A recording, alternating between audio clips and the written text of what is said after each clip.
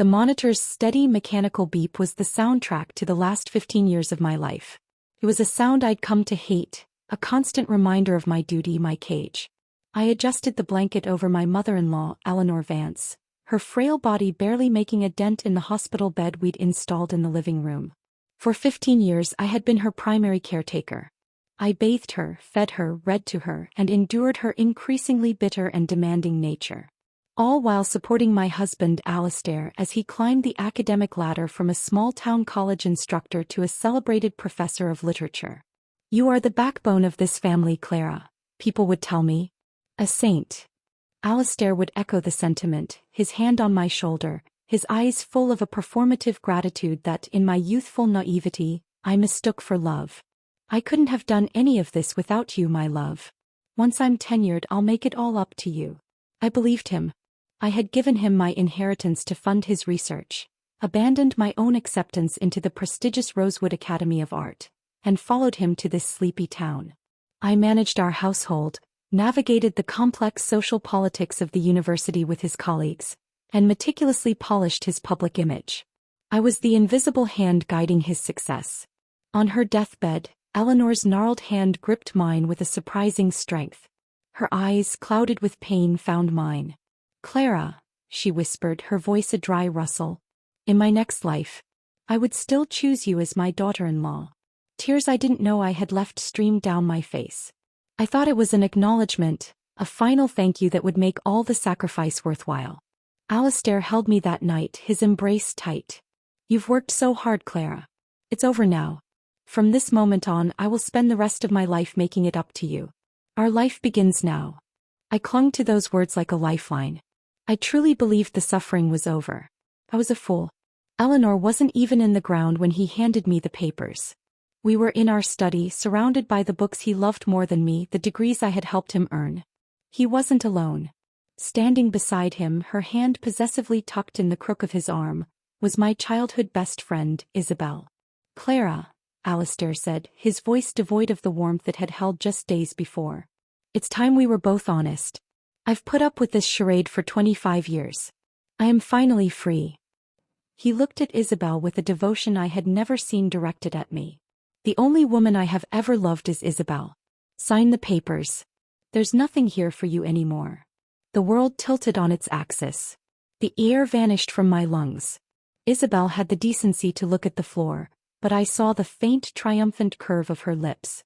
She had been there all along, my confidant, the one who constantly praised Alistair, urging me to appreciate the gem I had. All the while she was waiting in the wings, ready to claim the prize once I had done the hard work of polishing it.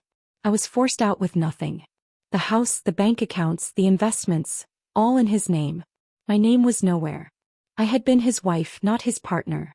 I wandered the streets in a daze, the cold rain soaking through my thin coat.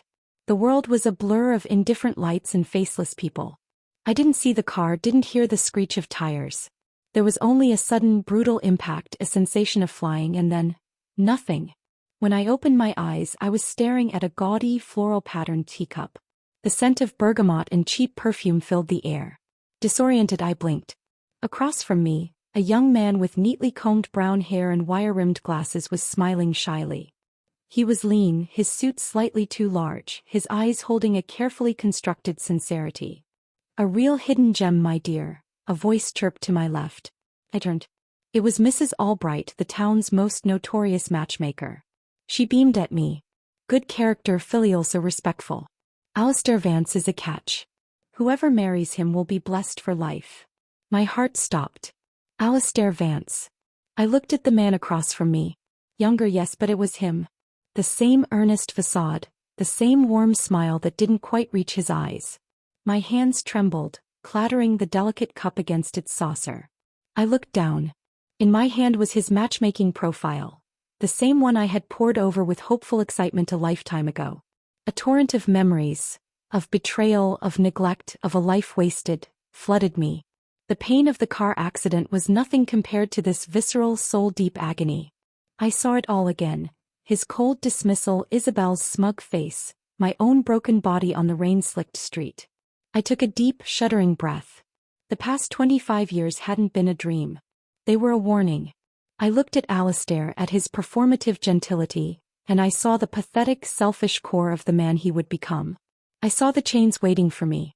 Without a word, I crumpled the profile in my fist. The sound of the paper crunching was immensely satisfying. I stood up, the legs of my chair scraping loudly against the tiled floor of the tea shop. "What are you doing, Clara?" Mrs. Albright hissed, her smile faltering.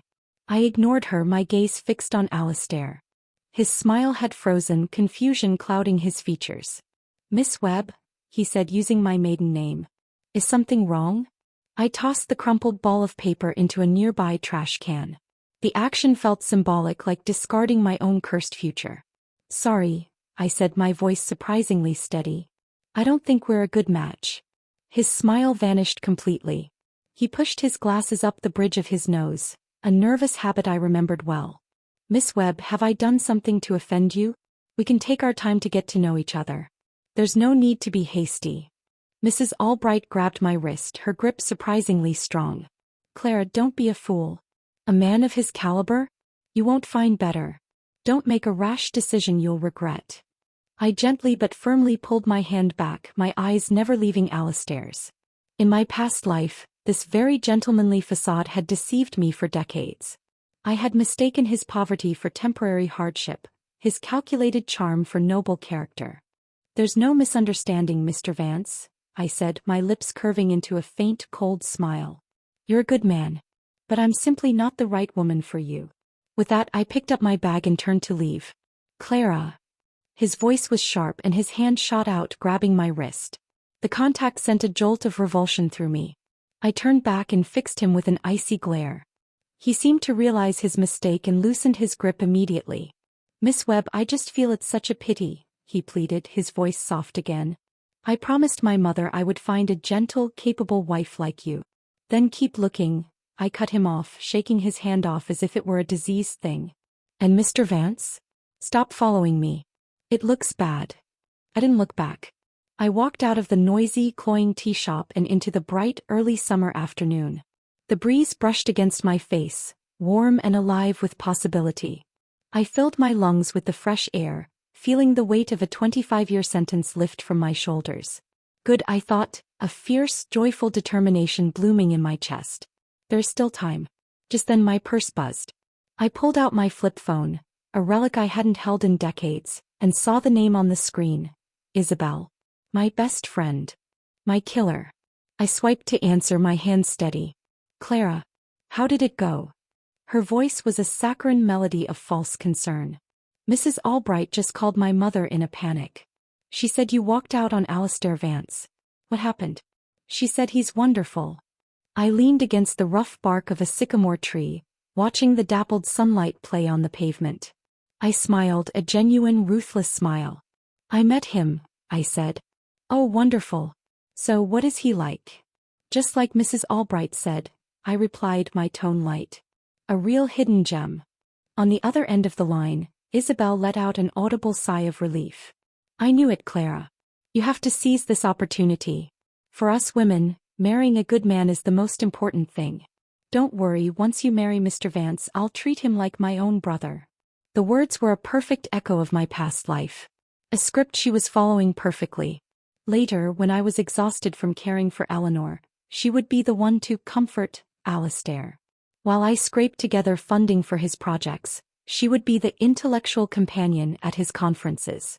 I closed my eyes, pressing down the bone-deep hatred that surged within me. "Isabel," I interrupted her gently. "If you think he's so good, then why don't I just hand this blessing over to you?" The line went silent. I could practically hear the gears turning in her head, the shock warring with a sudden, greedy hope. "Clara, what are you saying?" Her voice was flustered. "We're best friends. How could I? Between friends, what's good should be shared, right?" I continued smoothly. "Didn't you always say you wanted to find a man who's ambitious, filial, and would be good to you? Alistair Vance fits every one of your requirements. But he was your blind date." "I already turned him down," I said, my gaze sweeping over the bustling, free world outside. "So now he's free. You must have Mrs. Albright's number, right? Hurry up. A stock with this much potential. If you miss out, you'll never get another chance." I didn't wait for her stammered response. I hung up, the plastic casing of the phone feeling like a weapon of liberation in my hand. I could already picture Isabel's face, a mask of shock barely concealing her triumphant delight. In my previous life she had used me as a stepping stone. This time I would hand him to her on a silver platter from the very start.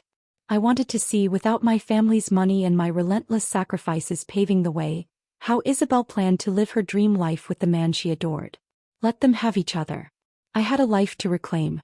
The walk home was a symphony of rediscovery. Every crack in the pavement, every rustling leaf, every burst of laughter from a passing stranger felt vivid and precious. I was no longer a ghost haunting my own life. I was flesh and blood, with a future that was mine to shape. The weight of Alistair's betrayal and Isabel's duplicity was still a fresh wound, but it was cauterized by the fierce heat of my resolve. They would not get a second chance to destroy me. When I pushed open the familiar blue door of my childhood home, the scent of lemon polish and my mother's meatloaf wrapped around me like a warm blanket. It was a smell I hadn't realized I'd missed so desperately. "Clara? Is that you?" My mother's voice called from the living room. She was perched on the edge of the floral sofa, her hands nervously twisting in her lap. My father, ever the quiet presence, poked his head out from his study, a newspaper in his hand. My parents, Harold and Beatrice Webb, were salt-of-the-earth people. He was a foreman at the local printing press, and she was a secretary at the elementary school. They were traditional, believing a woman's ultimate happiness lay in a stable home and a good husband. In my last life, their approval of Alistair, the scholarly, respectable son-in-law, had felt like a blessing. Now I saw it for what it was, a well-intentioned but misguided push towards a gilded cage. "Well?" my mother asked, her eyes wide with anticipation. "How was it? What was he like?" Mrs. Albright called, and she was practically hysterical. I set my bag down on the hallway table, the action feeling deliberate and final. I sat down beside them, my posture straight, my voice calm. "Mom, Dad," I began, meeting their concerned gazes. "I don't like him." My mother's face fell, a wave of disappointment washing over her features. "What? Why on earth not?" Mrs. Albright said. "He's a perfect gentleman. A teacher." "He is a teacher," I agreed, my tone even. But Mrs. Albright probably didn't mention that his mother is chronically ill and needs expensive long-term medication. Or that he has a younger brother in college whose tuition he pays for. All on a small-town teacher's salary. I laid out the harsh economic reality, stripping away the veneer of filial piety, to reveal the crushing burden beneath. It wasn't that these facts were secret, but they were always presented as evidence of his noble character, not as the red flags they truly were. My mother's face shifted from disappointment to concern. "Oh, that is a heavy load for a young wife to carry." "It is," I nodded, pressing my advantage. "Besides, I don't want to get married. Not now. Maybe not for a long time." "But Clara," my mother started, her traditional fears rising to the surface. I leaned forward, my voice dropping, infused with a sincerity that came from a lifetime of regret. "Mom, Dad, I want to pick up my paintbrush again. I want to apply for graduate school at the Rosewood Academy of Fine Arts." The room went silent. That dream had been a point of contention years ago, quietly shelved when Alistair came along. My father's eyes, usually so calm, held a new light. He was a practical man, but he'd always had a secret soft spot for my art, proudly displaying my clumsy high school watercolors in his study. My mother looked pained. "Art school? Claire, is that wise? It's so uncertain." "Beatrice," my father said, his voice a low rumble. He folded his newspaper and set it aside. He looked at me, really looked at me, and I saw understanding there that startled me. Perhaps he saw a determination in my eyes that hadn't been there before. "If that's what you want," he said slowly, "then you should take the exam. Don't worry about the household. We'll manage." Tears stung my eyes, but they were tears of relief, not sorrow. I nodded firmly. "Thank you, Dad." The next day I went to the city's largest bookstore, a place I had loved in my youth but had neglected in my previous life. The smell of paper and ink was intoxicating. I was lost in a section on advanced color theory, my arms piled high with books, when a shadow fell over me. "Miss Webb." My blood ran cold. I didn't need to look up to know that voice. I closed the book in my hands with a soft snap and turned. Alistair Vance stood there, his expression a carefully crafted blend of hurt and resolve. "I know I'm being forward," he said, pushing his glasses up his nose. "But I felt I had to try one more time. I couldn't get you out of my mind." I said nothing, my face a mask of polite indifference. He gave a small, pained smile. "When I told my mother you'd refused me, she was so upset she couldn't sleep. This morning, she took a turn for the worse. She's in the hospital." Inside I snorted with cold derision. The same old play. In my past life this very trick had been the hook that snared me. My sympathy for the ailing mother, my desire to be a good person, had overridden my own instincts. I had gone to the hospital, been swarmed by his family, and been emotionally blackmailed into a relationship. I looked straight into his eyes, my gaze unwavering. "Mr. Vance, if your mother is ill, you should take her to a doctor, not seek out a stranger you met once. I'm not a physician. I can't cure her." His expression darkened instantly. A flash of the real Alistair, impatient, entitled, shone through the gentlemanly facade. He drew in a sharp breath. "Clara, I just hoped you might visit her. Just once. She's taken such a liking to you. She says you're the ideal daughter-in-law she always dreamed of. Please, just humor a sick old woman. See her for a moment." His voice trembled with a practiced emotion, his eyes growing slightly shiny. It was a masterful performance. I placed the color theory book back on the shelf. "My answer is no."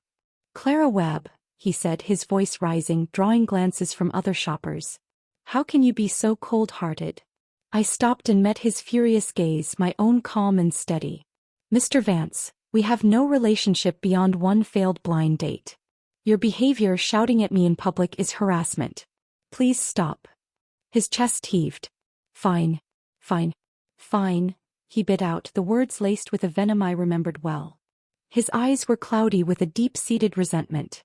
"Clara Webb, I'll remember this." He turned on his heel and stalked away, his back rigid with humiliation. I watched him go, feeling not an ounce of fear, only a profound sense of liberation. I had broken the script. That night the phone rang. An unfamiliar number, but I knew who it would be. "Hello? Is this Miss Webb?" The voice was frail, wavering, layered with a thick blanket of self-pity. It was Eleanor Vance. "Speaking," I replied, my voice polite but distant. "Oh, my dear," she sighed, a sound meant to evoke maximum guilt. "I know my son isn't worthy of a fine girl like you. Our family has no luck. But I just wanted to hear your voice. To speak to you just once. My heart, it feels so tight. I fear I won't make it through the night." I held the receiver, saying nothing. I remembered this too. The constant cycle of crisis and guilt. Every time Alistair wanted something, his mother's health would miraculously fail, and I, the dutiful fool, would come running. "Clara," she pleaded, her voice cracking. "I don't ask for much. Just come to the hospital. See this old woman once. Have pity on me." I drew a long, slow breath. I knew this wouldn't end unless I ended it. They were leeches, and they had latched onto my perceived softness. I had to sever the connection so completely they would never dare approach me again. "All right," I said, my voice flat. "Send me the address. I'll come tomorrow afternoon." After I hung up, I stared out my window at the dark, quiet street. My reflection in the glass showed a face that was older than its years, hardened by a knowledge no one else possessed. "All right, Alistair." "Eleanor," I thought, my gaze turning to ice. "You want to put on a performance? This time I'll be the one holding the script. And it's a tragedy, for you." The city hospital smelled of antiseptic and despair, a scent that was unnervingly familiar. As I approached the entrance to the inpatient wing, I saw her. Isabel. She was waiting for me just as I knew she would be. She wore a simple virginal white dress, her makeup understated to project an aura of pure concern. The moment our eyes met, she hurried forward, her face a perfect mask of worry. "Clara, you're here," she gushed, slipping her arm through mine with a familiarity that made my skin crawl. "Aunt Eleanor has been asking for you all morning. She hasn't touched her breakfast. She's just so sad." I gently but firmly extracted my arm. "Is that so? Then we shouldn't keep the elder waiting." A flicker of surprise and annoyance crossed her features before she reassembled her gentle expression. "Of course. This way." She led me to the room. The moment the door opened, the thick, cloying smell of medicine and old age hit me. It was a smell I had lived with for 15 years. Eleanor Vance lay propped up in the bed, looking dramatically pale and weak. Alistair was perched on a chair beside her, holding a cup of water to her lips with an air of saintly devotion. The moment Eleanor saw me, her eyes fluttered open wide and she made a show of struggling to sit up. "Clara. My dear girl, you came. Please don't exert yourself, Mrs. Vance," I said, my voice cool. I pulled up a chair and sat down, maintaining a careful, formal distance. She immediately lunged forward and grabbed my hand, her grip surprisingly strong. Her tears, when they came, were instantaneous. "Such a good, kind girl. I knew you had a heart of gold. Look," she whispered, her voice trembling with manufactured emotion, "our family may be poor, but what fault can you find in my son? He's educated, he's filial, he has a bright future. Please, give him another chance." On cue, Isabel chimed in from behind me. "She's right, Claire. Alistair is a really good man. It would be such a shame if you two let this chance slip away." Alistair hung his head, the picture of a humble, misunderstood gentleman. I looked from the weeping mother to the concerned best friend to the wronged suitor. The three actors were in place. The stage was set. I looked directly at Eleanor, my voice slow and deliberate. "Mrs. Vance, there are many men in the world with bright futures. But I paused, letting the silence hang in the air. "I don't enjoy doing charity work." The room plunged into a dead silence. Eleanor's tear-streaked face froze in mid-sob. Isabel's jaw went slack. Alistair's head snapped up, his face flushing a deep, mortified red. "What did you just say?" he seethed, his voice low and dangerous. I repeated, meeting his furious glare with icy calm, "I don't enjoy doing charity. Mr. Vance, how much do you earn each month? Is it enough to cover your mother's medicine, your brother's tuition, and the expenses of a new wife and family? My parents raised me for 20 years. They didn't invest in me so I could marry into poverty." "Clara Webb." Alistair shot to his feet, pointing a shaking finger at me. You are insulting me. You look down on me because I'm poor." "I don't look down on you. I am simply stating a financial reality that you and your mother seem intent on ignoring," I said coolly. "And besides, Mr. Vance, you've been looking in the wrong place. The one who truly sees your value, and is willing to struggle with you, it isn't me." I turned my gaze slowly, meaningfully to Isabel, who was standing frozen by the door. "Isabel," I said, a small, knowing smile playing on my lips. "Haven't you always told me Alistair is a blue-chip stock? That he has impeccable character and that any woman would be blessed to have him?" I tilted my head. "Well then, I'm handing that blessing over to you. You should be thanking me." Isabel's face turned a spectacular shade of crimson. Her eyes darted frantically between me and Alistair, her carefully constructed composure shattered. The atmosphere in the room became so thick with awkwardness it was hard to breathe. At that exact moment, the door to the ward swung open. A tall, broad-shouldered figure filled the doorway. His sharp eyes scanned the tense scene, his brow furrowing slightly before his gaze finally settled on me. "Clara Webb." I froze. I knew this man. Julian Thorne. My high school classmate, though we'd traveled in entirely different orbits. He'd been the popular, charismatic scion of the city's most prominent family, while I'd been the quiet, studious art girl. We'd barely exchanged a dozen words. What was he doing here? He ignored everyone else, walking straight toward me with an air of unshakable authority. He held out a simple manila folder. "Here are the materials you asked for," he said, his voice a deep, steady baritone. "And I heard you were looking for a studio space. A friend of mine is renting one out in the Arts District. The light is perfect. If you're interested, I can introduce you." His sudden, incongruous appearance was like a thunderclap in the stifling room. Alistair stared at Julian, then at me, his eyes narrowing with suspicion and a flicker of intimidated jealousy. "Do you two know each other?" Alistair asked, his voice tight. Before I could form a response, Julian cast him a look so dismissive it was almost violent. "Is that any of your business?" Then he turned back to me, his tone softening imperceptibly. "The air in here is foul. Come on, I'll drive you home." I looked at Julian Thorne, at his confident stance and the lifeline he was so casually offering. He was right. This place, these people were toxic. I nodded. "Thank you, Julian." I stood up and walked out of that hospital room with him, not once glancing back at the 3 stunned faces I was leaving behind. Only when I was seated in the passenger seat of his sleek, expensive car did the tension begin to leach from my body. The interior was quiet, filled with the subtle, clean scent of leather and sandalwood. "Thank you," I said, breaking the silence. "I know you stepped in to help me. That folder is empty, isn't it?" Julian kept his eyes on the road, his profile sharp and focused. "It was nothing. People like that aren't worth a second of your time." I was taken aback. "You heard. My grandfather is in for observation a few rooms down," he replied evenly. It was hard to miss the drama. "That family, they're a swamp, Clara." His words struck me with the force of a physical blow. My chest tightened. "Once you've been stuck in one," he continued, his voice calm but intense, "you should know to stay far, far away." My heart hammered against my ribs. I turned to stare at him. "What do you mean? How could you know about any of that?" A wild, impossible hope surged in me. Could it be? Did he remember too? He must have sensed my shock because he smoothly pulled the car over to the curb and turned to face me. His eyes, a deep, penetrating gray, held mine. In the dim glow of the streetlights, his face was a landscape of sharp angles and soft shadows. "In my last life," he said quietly, and the world stopped spinning. "I was there. When you had the accident. I saw the car hit you. I saw you fall." His jaw tightened. "And I saw Alistair Vance and that woman Isabel standing across the street. They just watched. They did nothing." My mind went blank. The memory of that cold, final moment rushed back, but now there was a new figure in it. Him. "It was me who called the ambulance," Julian continued, his voice low. "It was me who made sure you were taken care of afterward. I handled your arrangements. So that was it. After I died, it wasn't my family, it wasn't my so-called friends. It was him.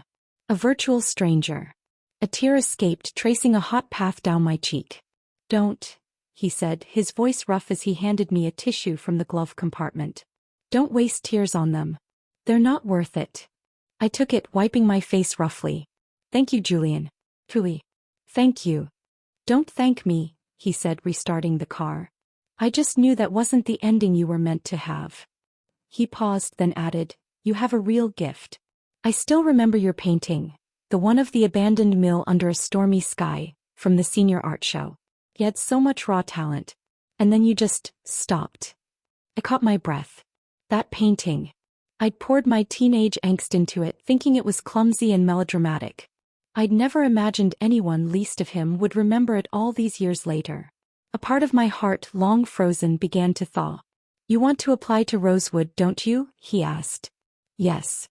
If you need anything, recommendation letters, portfolio advice, come to me. I minored in art history. I might be able to help." I looked at his sharp, focused profile, my emotions a tangled, overwhelming knot. In my past life, my universe had been so small, so confined to Alistair. I had never known that someone like Julian Thorne was watching, remembering, caring. I nodded, my throat too tight for words. This time I vowed I will not betray myself again. Julian's assistant, a brisk and efficient woman named Sarah, contacted me the next morning. By afternoon I was standing in the Arts District, a part of the city I had only ever dreamed of inhabiting. It was a collection of converted warehouses, their industrial bones softened by vibrant murals and climbing ivy. Sarah led me to a unit on the second floor of a brick building. When she unlocked the door and pushed it open, a shaft of afternoon light flooded the space and my breath caught. It was perfect. Spacious, with high ceilings and a wall of north-facing windows that offered a soft, consistent light, ideal for painting. The opposite wall was exposed red brick, and outside the window, a fire escape was tangled with wisteria. The air smelled of turpentine, dust, and potential. The rent. I began, already calculating my meager savings from my part-time library job. Sarah named a figure that was so reasonable it was almost suspicious. It was far less than a space like this should cost. I knew with a sudden warm certainty that Julian was subsidizing it. Instead of feeling patronized, I felt a surge of gratitude. He wasn't handing me a charity, he was handing me a key. "I'll take it," I said, my voice firm. I signed the lease that day. Using the nest egg I'd meticulously saved for a future that never came, the future with Alistair, I paid the first few months' rent. It felt like the most righteous expenditure of my life. I was investing in Clara Webb. The next week was a whirlwind of movement and paint. I moved my easel, my canvases, and my boxes of well-loved brushes into the studio. Holding a paintbrush again felt like shaking hands with an old, essential part of my soul I had thought long dead. The first strokes were clumsy, my technique rusty, but the joy was immediate and profound. It was a physical ache of rightness. I fell into a rhythm. I'd go home to eat and sleep, but my life was in that sun-drenched studio. I devoured the art books Julian had lent me, my mind expanding with concepts and techniques I'd forgotten. I practiced for hours, my fingers perpetually stained with color. Julian began to stop by. He never announced himself, simply letting himself in with a quiet knock. He'd bring coffee or sometimes lunch, and then he'd just be there. He'd sit on the old velvet couch I'd scavenged, working on his laptop or reading, a silent, steady presence. He never offered unsolicited advice, never tried to steer my work. But when I'd hit a wall, staring frustrated at a canvas that wasn't working, he'd eventually look up. "That section," he'd say, gesturing with his chin, "it's too busy. Give the eye a place to rest. Negative space is your friend." Or, "You're being too safe with that color. Be bold. What's the worst that can happen?" His critiques were always precise, cutting directly to the heart of the problem. "Your technical skill is there, Clara," he said one evening as the sunset painted the sky in hues of orange and violet outside my window. "But you're still thinking inside a box. Break it." With his quiet guidance, I improved at a dizzying speed. The world of my art, which had once felt so small and confined, began to explode with possibility. My confidence for the Rosewood entrance exam, once a fragile seed, began to grow into a sturdy sapling. During this time, Alistair and Isabel faded into a distant, unpleasant rumor. At dinner one night, my mother, ever the source of local gossip, mentioned it. "You'll never believe it, Clara," she said, shaking her head. "That Alistair Vance you met? He's courting your friend Isabel Croft now. Mrs. Albright is furious. She says Isabel only has a vocational diploma and her family is, well, ordinary. Thinks she's not good enough for a scholar like him." I took a bite of my food, saying nothing. Let them think that. My father grunted from behind his newspaper. "Seems a fine match to me. The girl looks gentle. For a family with burdens, a gentle, obedient girl might be easier to manage." I almost smiled. Gentle and obedient. In my past life, Isabel had used that very facade to wrap Alistair around her finger, all while secretly despising the poverty and struggle she had to endure alongside him. And Alistair, realizing the door to my family's stability was firmly closed, had likely latched onto the one girl who still looked at him with starry-eyed admiration. It soothed his fragile, colossal ego. Let them have each other. They deserved the life they would build. One afternoon I was working on a portrait, trying to capture a specific, elusive quality of light, when my phone vibrated on the stool beside me. An unknown number. I answered absently, my focus still on the canvas. "Clara. It's me." Alistair's voice was heavy, laced with a weariness that sounded genuine. My hands stilled. I said nothing. Don't hang up," he rushed out. I need to tell you something. Isabel and we're getting married." "Congratulations," I said, my voice flat and devoid of any emotion. There was a long pause, as if he was waiting for an outburst, a sob, something. When it didn't come, he forced out the next words. "She's pregnant." I raised an eyebrow, lowering my brush. So that was her masterstroke. To secure her blue-chip stock, Isabel had played her ultimate card. "That makes it a double blessing then," I replied coolly. "A wedding and a child." My calm detachment seemed to infuriate him. "Is that all you have to say?" he snapped, his voice losing its weary edge. "If you hadn't been so cold, so dismissive, the one marrying me, the one carrying my child, would be you right now." A cold, hard laugh escaped me. "Alistair, we went on one blind date. But do you hear how unhinged you sound right now?" He sputtered, unable to form a coherent response. "And another thing," I continued, my voice dropping to a deadly quiet. "Don't call me again. Your marriage, your child, none of it has anything to do with me. I wish you both a long and happy life together. May you be forever entangled."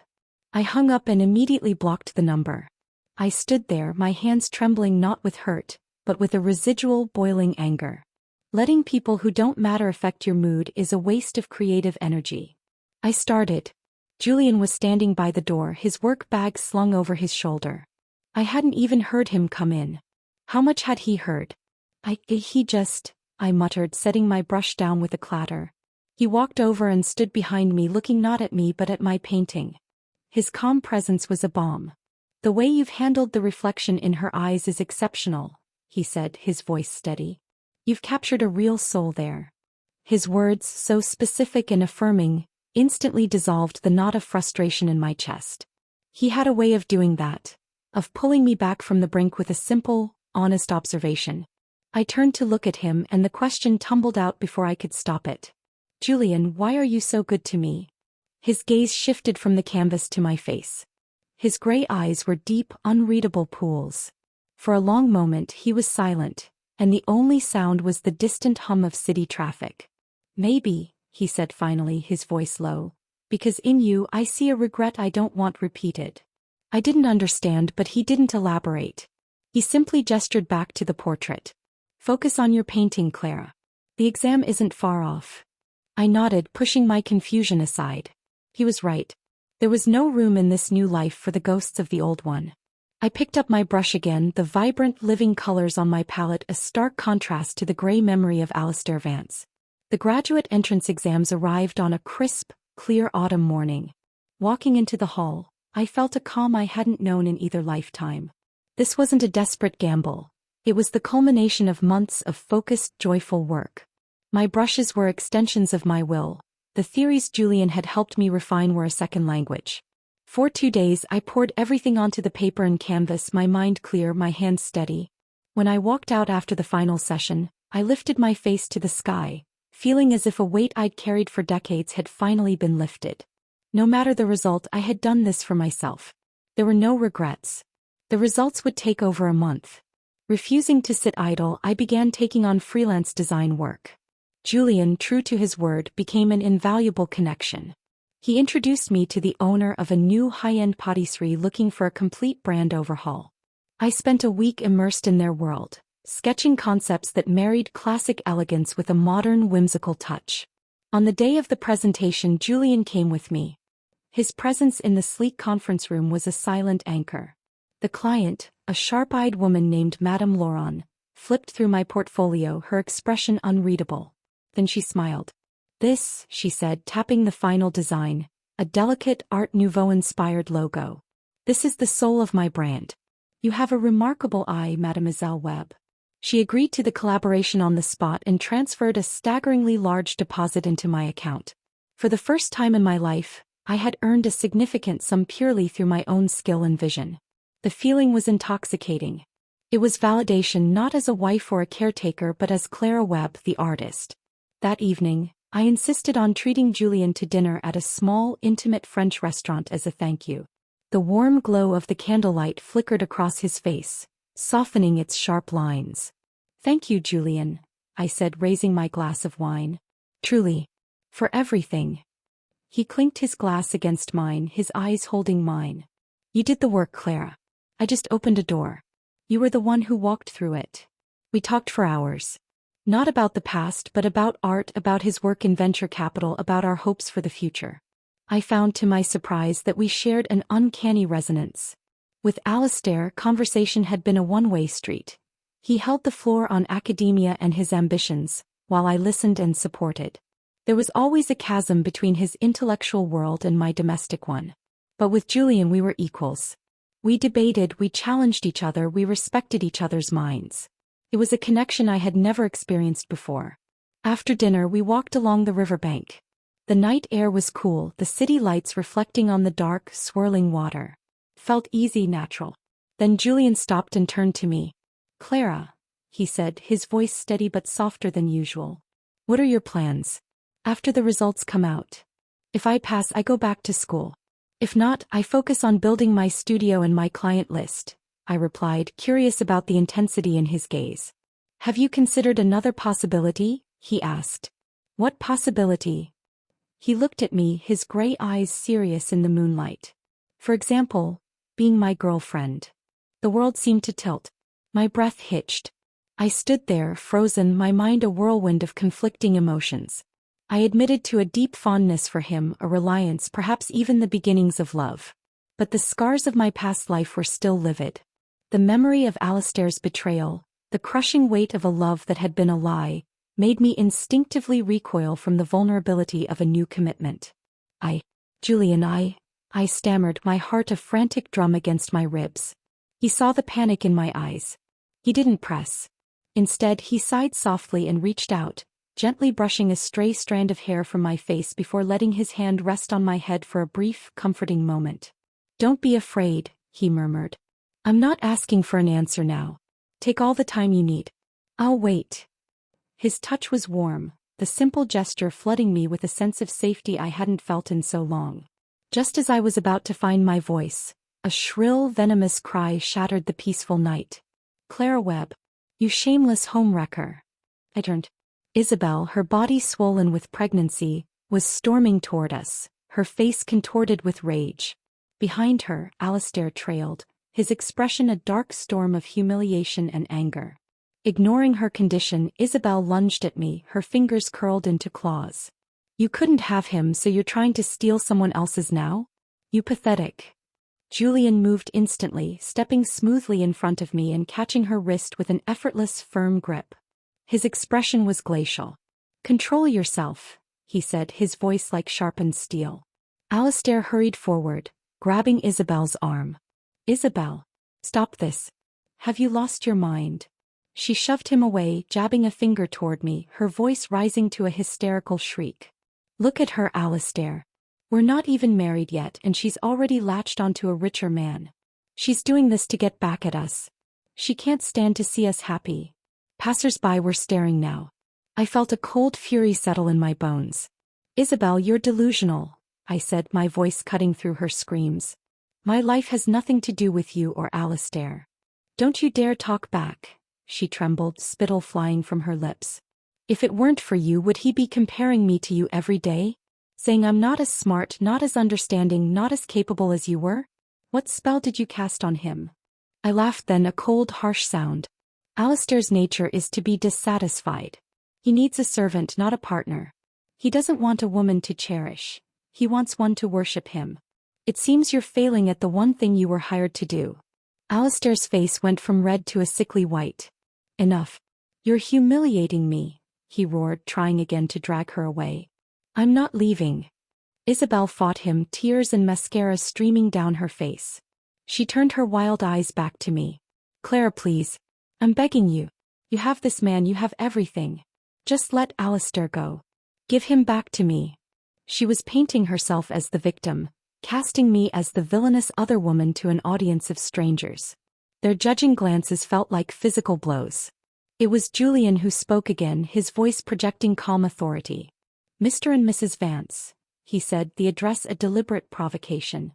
"Clara and I are in a committed relationship. If you harass or slander my fiancé again, my lawyer will be in touch. And my legal fees," he added with deadly calm, "are considerable." The word fiancé hung in the air between us, a seismic shock. Isabel and Alistair both paled, the fight draining out of them under the weight of that single word and the unspoken threat behind it. They knew with terrifying clarity that Julian had the power to obliterate them.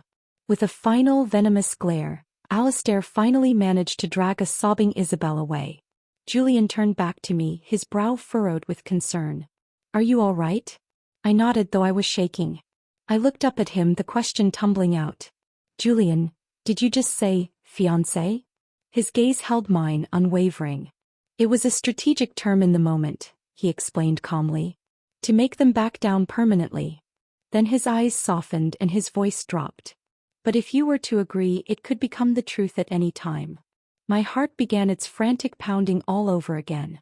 I looked down, unable to hold the intensity of his stare. "I need time." "I know," he said. "Let's get you home." The drive was quiet, the air in the car thick with unspoken words and the lingering echo of his question. The calm after the riverside confrontation was short-lived. A few days later, my quiet world imploded. It started subtly. A few nasty comments on a local community forum where I'd posted my portfolio. Then it exploded. By midday, my social media feeds were flooded with notifications. The headlines were vicious, splashed across gossipy news sites.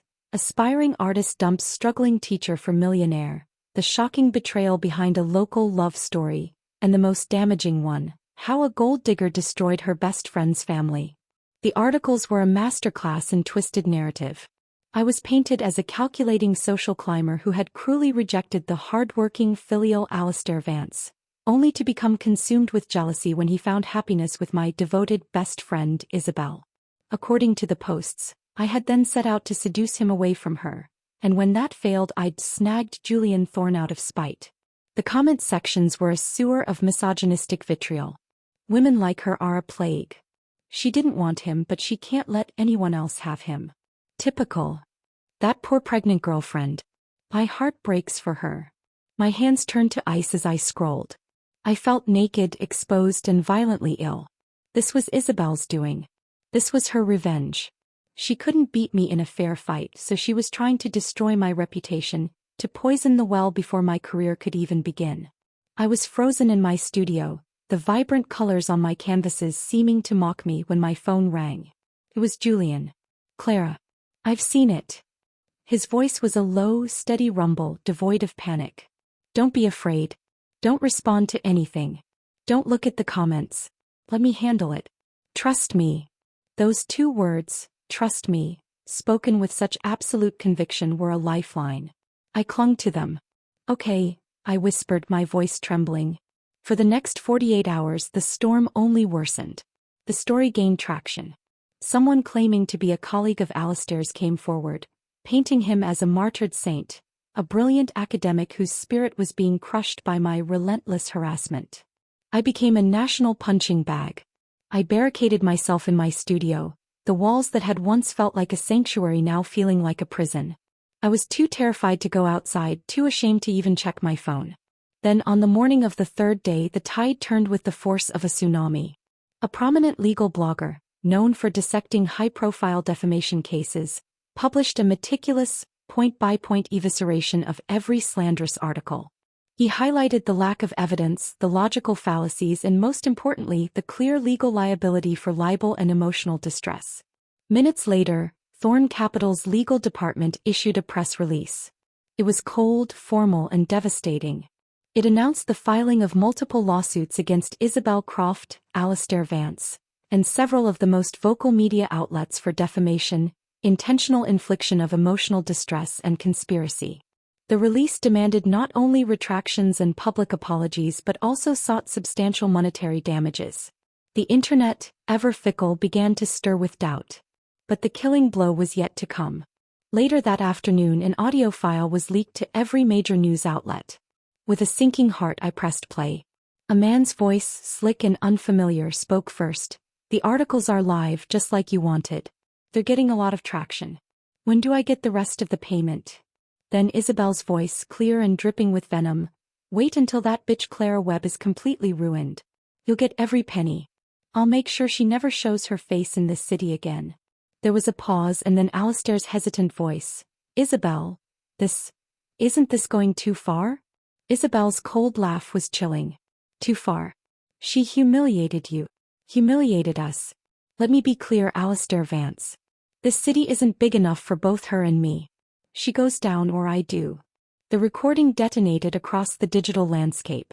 The public outrage did a perfect, instantaneous 180.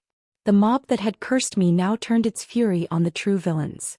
The comments sections were flooded with apologies and rage directed at Isabel and Alistair. I knew it. That Isabel is pure evil. And Alistair is just as bad. He knew and he went along with it. A perfect match made in hell. Poor Clara Webb. I sat on the floor of my studio, phone in my lap, watching the world shift in real time. The vindication was overwhelming. A dizzying cocktail of relief and residual horror. The door to my studio opened. Julian stood there, silhouetted against the hallway light. He looked exhausted, shadows under his eyes, but his gaze was clear and sharp. It's done, he said simply. I knew then that he hadn't slept.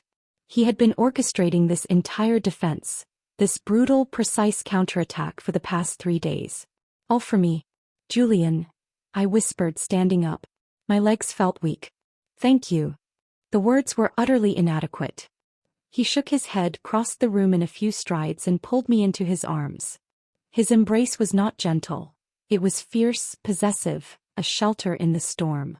He held me tightly, his chin resting on the top of my head. I didn't do it to hear you thank me, he murmured into my hair.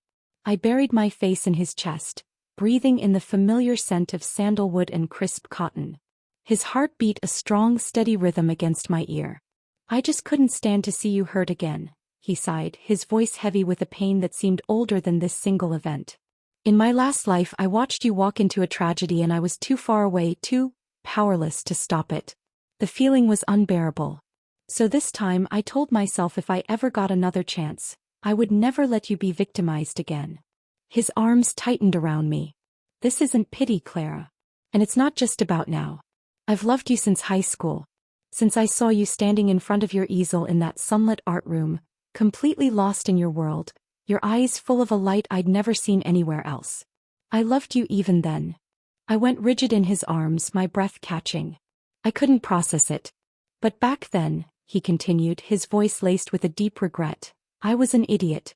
Too proud, too convinced we were from different worlds. I thought you'd never see a reckless, loud-mouthed jock like me. So I just watched from a distance as you walked toward someone else. I went abroad, built my company, told myself it was to prove myself to my father. But really, a part of me was always trying to become someone worthy of standing next to you. And when I came back you were already married. So I buried it. Until the day I saw you lying in that street. His voice broke and the raw pain in it shattered the last of my defenses. All those years I had felt invisible, I had been seen by him. All those years I thought my dreams had been forgotten, he had been remembering them. Tears streamed down my face, hot and unchecked. I wrapped my arms around his waist, clinging to him as if he were the only solid thing in a spinning world. Julian, I choked out, the name feeling both foreign and right on my lips. I'm willing. I'll give you a chance. And I'll give myself a chance too. I'm willing to try. To trust this. To trust you. It wasn't a grand declaration of love, but it was a promise. A promise to let the past rest and to step, however hesitantly, into a future with him. From that moment, the poison of the past finally began to lose its hold. The online firestorm surrounding Alistair and Isabel continued to rage. The university launched an ethics investigation into him, and Isabel was formally served with a lawsuit and a police summons for harassment, but their names no longer felt like shackles on my soul. They were someone else's problem now. For the first time, I was truly free to look forward without the shadow of what I had left behind looming over me. I was walking firmly toward a future I was choosing for myself, and for the first time I wasn't walking alone. The large, official envelope arrived on a Tuesday. I held it in my hands, its weight feeling monumental. My name was typed neatly on the front. Clara Webb. This was it. The culmination of a dream deferred for a lifetime. Julian stood beside me, a silent, steady presence. He didn't say anything, just waited. My fingers trembled as I tore it open. I skimmed the formal language, my heart hammering against my ribs. Then I saw the words, "We are pleased to inform you." A sob caught in my throat. I looked up at Julian, tears blurring my vision. "I'm in," I whispered. I got into rosewood. His smile was quiet, but it reached his eyes, crinkling the corners. It was a smile of pure, unadulterated pride. He pulled me into a hug and I buried my face in his shoulder, the crisp paper of the acceptance letter crinkling between us. It felt like a coronation, the official beginning of the life I was meant to live. Life in the studio became a different kind of bliss. It was no longer just a refuge. It was a workshop, a laboratory, a home. My canvases grew larger, my colors more confident, my themes more complex. Julian was a constant part of the landscape. He would sit on the old velvet couch, the soft scratch of his pen on paper or the quiet tap of his laptop keys a comforting soundtrack to my work. His presence was like the cedar scent that clung to him, grounding, calming, and strong. There were still nights when the ghosts of my past life would whisper to me. The memory of Alistair's cold dismissal, the sound of Isabel's shrill accusations, the feeling of utter powerlessness. But now when I turned my head, Julian was there. He would wordlessly make tea or simply sit with me in the quiet until the shadows receded. Slowly, the memories lost their sharp edges, fading into the dull ache of a lesson learned, rather than an open wound. One evening as I put the final touches on a painting, a turbulent, beautiful abstract piece about rebirth, I turned and found him watching me. It was the same look he'd described from high school. Deep, focused, full of a warmth that seemed to emanate from his very soul. "Clara," he said softly, his voice cutting through the quiet. "This time let me be the one who stands beside you. For every step."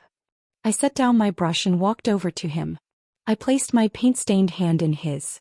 My heart was steady, my path clear. "This time," I answered, my voice firm, "I won't betray myself. And I won't let happiness slip away." The world of Alistair and Isabel shrunk to a distant, irrelevant speck.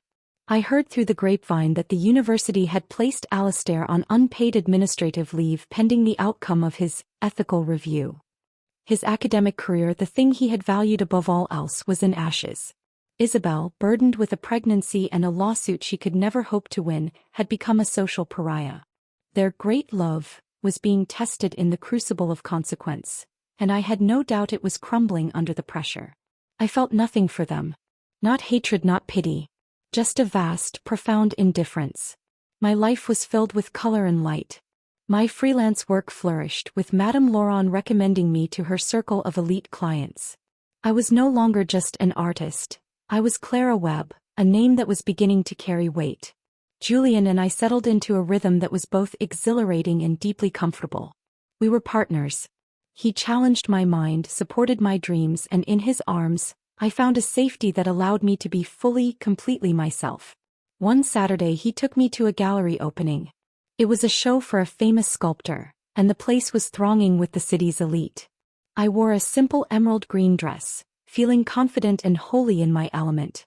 Julian's hand was a warm, possessive weight on the small of my back as he guided me through the crowd. And then I saw them. They were huddled near a corner, trying to look inconspicuous and failing miserably. Alistair looked gaunt, his shoulders slumped, the confident scholar's posture gone. Isabel, heavily pregnant, clung to his arm, her face pale and pinched without its usual makeup. They looked shrunken, defeated. Their eyes met mine across the room. For a single frozen second, the noisy gallery fell silent for me. I saw the complex storm in Alistair's gaze. A deep, searing shame, a flicker of the old resentment, and a staggering, undeniable regret. Isabel's eyes held only a venomous, helpless hatred. Julian's hand tightened on my back. "We can leave," he murmured, his voice low in my ear. I didn't look away from them. I held Alistair's gaze, my own expression calm, neutral, as if looking at a mildly interesting piece of art. I felt nothing. No schadenfreude, no anger. They were simply part of the scenery. A reminder of a path not taken. Then I turned my head, looked up at Julian, and smiled. A real, genuine smile that started in my soul and lit up my face. "No," I said. "I'm exactly where I want to be." I leaned into him and we turned away, moving deeper into the vibrant, living heart of the gallery, leaving the ghosts of my past to haunt their own miserable corner. Later that night, back in my studio, the moonlight streaming through the large windows, Julian stood before one of my newest paintings.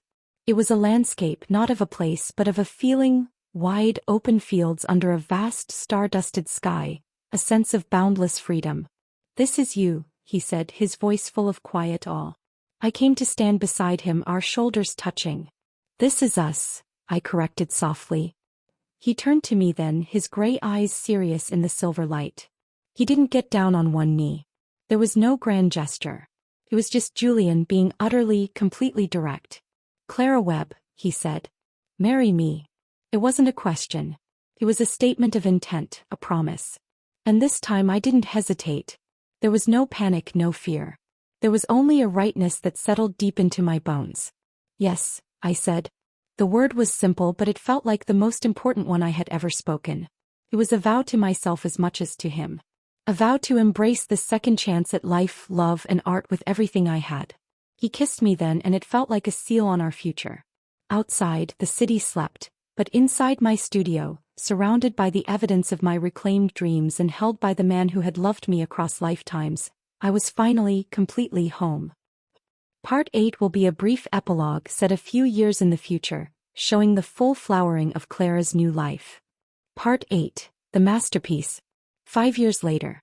The air in the Modern Visions gallery is a heady mix of expensive perfume, champagne, and the sharp, clean scent of wet paint and drying varnish. The walls, once stark white, are now alive with color and form. My colors, my forms. This is my first solo exhibition. A soft hum of conversation fills the space, punctuated by the occasional burst of laughter or a murmured, appreciative critique. I stand slightly apart, near the large arched window that overlooks the city's glittering skyline, allowing myself a single deep breath.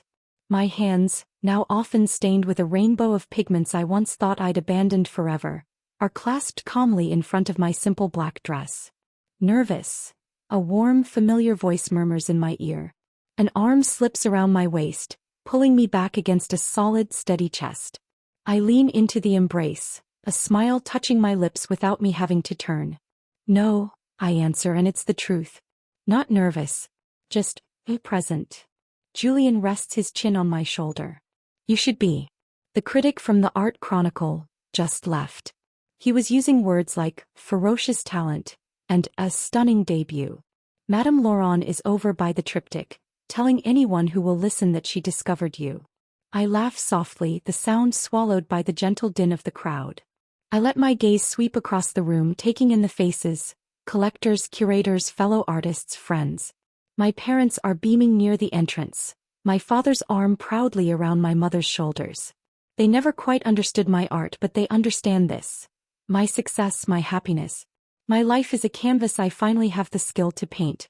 I graduated from Rosewood with honors, my thesis exhibition catching the eye of the gallery owner who would later offer me this show. My studio in the Arts District is no longer a rented space. Julian bought the building for me as a wedding gift. The north light still floods the space each morning, but now it illuminates larger canvases, more ambitious projects, and the small, cozy corner we built for our daughter. Alara, named for the light, is 3. She's at home tonight with a sitter, probably demanding one more story before bed. The thought of her fierce little spirit and her laugh that sounds like bells, fills me with a warmth that eclipses any pride I feel for the art on these walls. She is my greatest creation, a testament to a love that is not about sacrifice but mutual growth. There is no shadow of my past life here. No lingering fear, no ghost of regret. The names Alistair Vance and Isabel Croft are distant echoes from another lifetime. I heard a few years back that their marriage dissolved in a bitter, quiet divorce shortly after their child was born. He lost his position at the university and now teaches remedial classes at a community college. She moved back in with her parents. The news was a brief, impersonal blip on a social media feed I rarely check. I felt a flicker of something, not pity but a profound sense of closure, as if a book I'd finished long ago had finally been pulped. "Penny for your thoughts," Julian says, turning me gently to face him. His gray eyes, which once seemed so unreadable, are now an open book to me, filled with a love that is as constant as the tides. "I was just thinking how different it all could have been," I say quietly.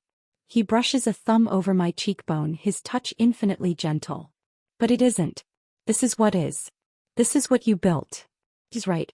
This life wasn't handed to me. I clawed it back from the jaws of a terrible mistake. I chose the hard path of the art exam over the easy path of a convenient marriage. I chose to trust a man who saw my soul, not just my utility. I chose myself. A well-dressed woman approaches, her eyes alight with interest. "Ms. Webb, the texture in Resurgence is breathtaking. Could you tell me about your process?" I smile, slipping effortlessly into the role of the artist, my voice steady and confident. As I speak about layering and palette knives, I feel Julian's hand, a warm, reassuring pressure on the small of my back.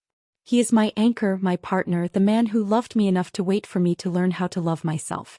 Later, when the last guest has departed and the gallery is quiet, we stand together in the center of the room. The spotlights have been dimmed, leaving the paintings as silent, powerful presences in the semi-darkness. "You did it, Clara," Julian says, his voice echoing softly in the vast space. "Everything you ever wanted." I look around at the evidence of my dream, then up at the man who helped me reclaim it. I think of our daughter, of the home we've built, of the future that stretches out before us, bright and uncharted. "Not everything," I correct him, taking his hand and lacing my fingers through his. "I have so much more."